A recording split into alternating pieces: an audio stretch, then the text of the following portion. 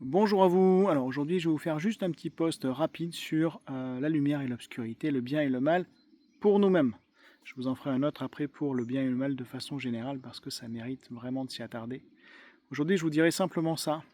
On est tous remplis de bien, mais aussi remplis de mal. On est tous la lumière et on est tous l'obscurité. Est-ce que ça fait de nous des êtres mauvais? Bien sûr que non. Nous sommes le yin et le yang. Nous sommes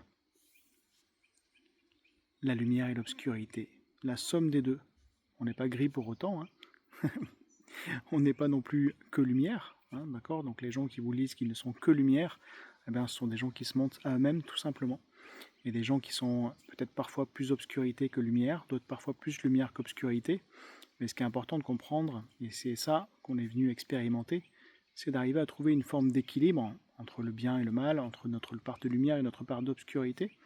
Ça veut dire qu'il faut mettre en lumière d'une certaine façon cette part d'obscurité, il ne faut pas la cacher, il ne faut pas la minimiser, il ne faut pas l'enfermer à double tour quelque part, puisque tôt ou tard elle finira par sortir, et peut-être de façon bien plus grave et bien plus lourde pour vous, et sans même que vous en ayez conscience.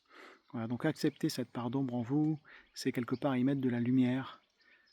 Allez, je vous dis à bientôt et je vous fais la suite.